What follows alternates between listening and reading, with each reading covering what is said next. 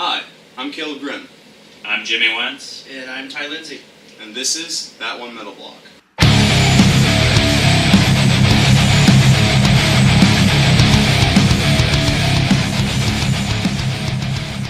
Welcome back to another edition of That One Metal Blog. This is episode 2.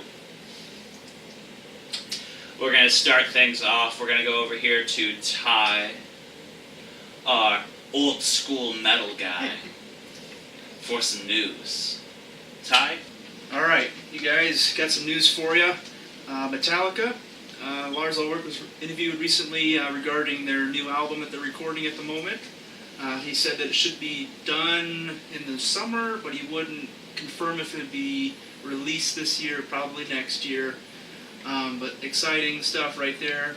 Also on the Metallica front, Load, they're released in '96. That's coming up on the 20-year anniversary on June 4th, so look for a review from me on that this coming week. Also, Sebastian Bach, he was interviewed recently talking about a potential Skid Row reunion. They released, as you know, the first Skid Row album, Subhuman Race and Slave to the Grind. So if that comes about, amazing. Also, Ozzy, as you know, I talked about him last blog, but him and his son Jack, they're doing a TV show on the History Channel coming out July 27th. They're going around the world, going to a whole bunch of cool historic places, so yeah, count me in on that. I'm a history buff myself. Also, Winery Dogs. Don't know if you guys know about them, they're kind of new. They're on their second album right now. They consist of bassist Billy Sheehan, drummer Mike Portnoy, and guitarist singer Richie Kotzen.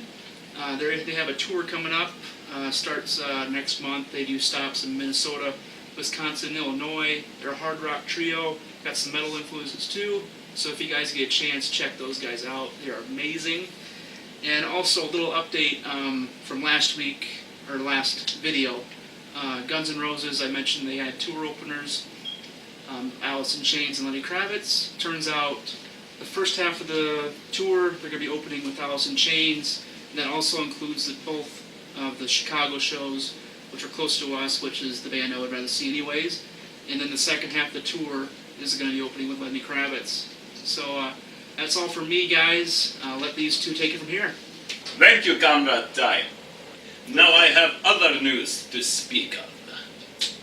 Alright, so in news relating to stuff I like, Gwar, they're going to come back into the studio album. This is their first studio album that they're going to be producing without Dave Brockie, also known as Oderus Urungus, or your master.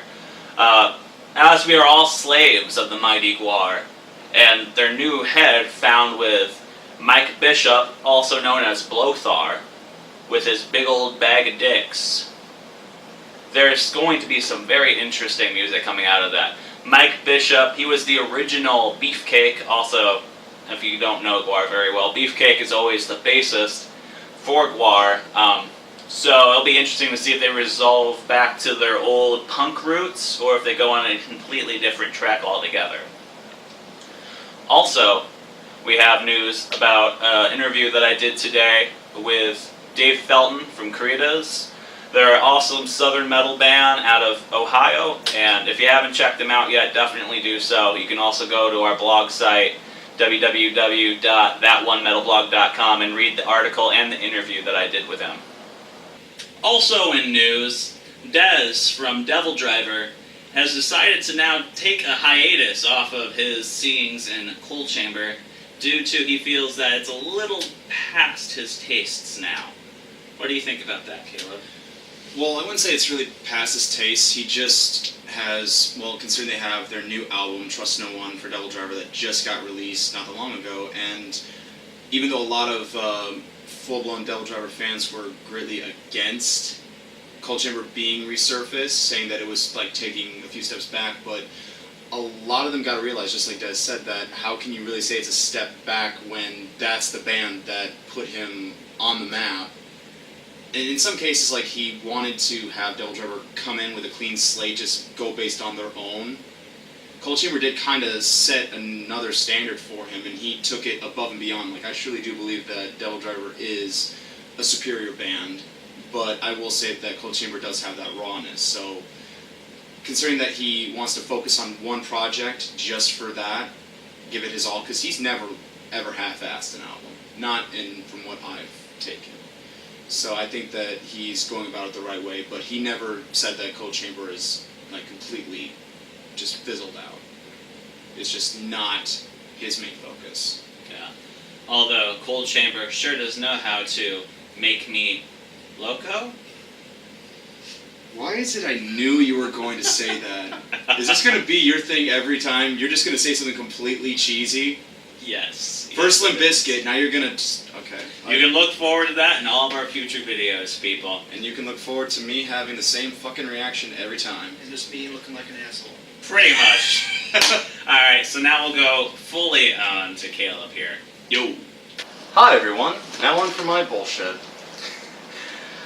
Up for new releases, we have Melvins with their 24th album installment, Bases Loaded. Now this is going to have a lot of interesting installments altogether. We're going to be having Chris, the original bassist from Nirvana, featuring in for one track on the album, playing obviously bass and accordion, along with a Beatles cover that was written by George Harrison, I Want to Tell You. And I've heard the track and it is just touched the heart. Aww. And the final track, which I listened to today, and it is definitely something you would expect from Buzz Osborne, and it's a instrumental cover of Take Me Out to the Ball Game. I'll be honest right now, it is quite annoying from a hater of baseball. I think it would just make you want Cracker Jacks, but that's just me. Give me the prize. Oh, you're the only cracker I want. I'll be your cracker, baby. Crack you open, if you know what I mean.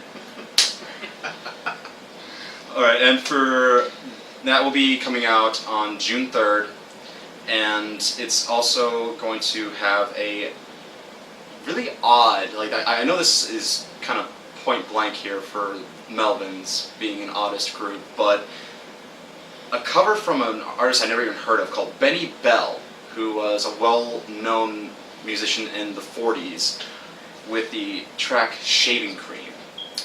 And if you were to look at the lyrics, you'd kind of get a very point-blank idea of what it's about.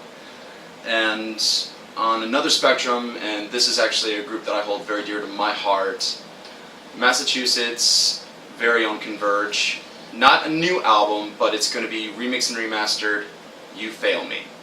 This is their 2004 album after Jane Doe in 2001, and a lot of people were very skeptical of this album, considering how were they going to top Jane Doe altogether, and it got many great reviews saying that it really kind of sharpened their razor, just like cuts right through you, and I really have to agree. It has a much more of an emotional stance for me personally, and it's definitely going to have a much more crisp and clean sound, which I know some of you may not care for, but according to Jacob as well as Kurt, they wanted to make this the best that they could, and Kurt, of course, is going to be remixing this, as well as their longtime running Alan Douches, who's been doing all of their remastering since '98.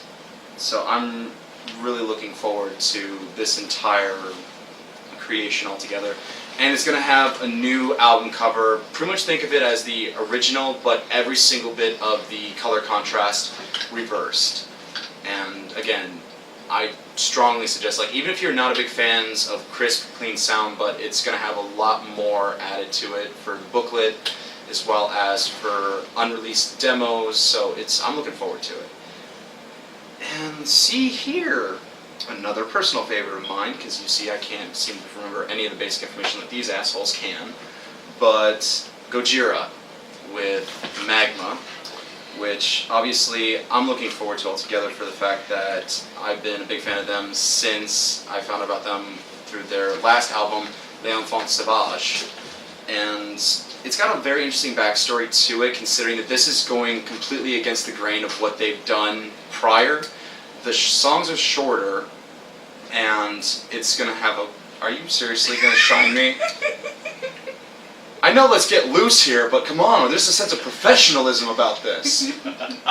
Like, we're giving news about music to serious people.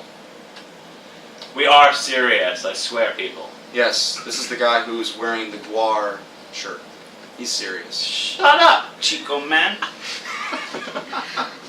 But obviously a French origin for a band, and as many people know, France does not have a whole lot of well-noted French bands. You are seriously going to be my term of attention here. Give it. This is what bloopers are for. We're gonna go with it. But now residing in New York City, they actually built their own sound studio in Queens, and the production of this album started way early back, shortly after they got done touring for Les Enfants Sauvages, and on, I think it was late April of 2015, where Joe and Mario's mother passed away. And for those of you who do not know, Joe is the most well-noted and glorious vocalist of Gojira, and Mario, his brother, the drummer. And she passed away in late April of 2015, and they ended up just putting a halt to the production and just continued on touring for the remainder of the time. And this album was finished in February, I think it was February 16th this year. So I'm really going to be looking ahead to seeing what this is going to have, because apparently Joe says that this is going to have a much more Pantera-esque sound to it. And considering the fact that Joe said that he realizes that a lot of the people that are in their fan base love a lot of their prior works, but they also know that they don't need to always make an epic album for it to be worthwhile. So, with that in mind, I'm not a big Pantera fan.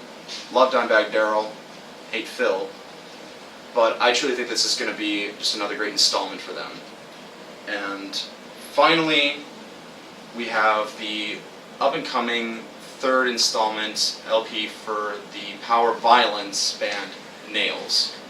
And this is apparently to be their longest standing LP thus far, at a hardcore 21 minutes. With an 8-minute song, They Come Crawling Back. So, not a whole lot to go off on them, not a whole lot of information to be found besides the typical, but I truly think that a lot of these are worth looking forward to, all across the board, and I feel like I've really pressed my time. So, Well, thank you, Caleb. Well, that sounds like it about wraps it up for us here at That One Metal Blog HQ. So, stay tuned for our other videos, and as always, stay metal. And go fuck yourselves. Go fuck yourself, yes. I really want to say go fuck you yourself, because you seriously are killing me with these sign-offs. I'll fuck you in your ass. And that's where we'll end it.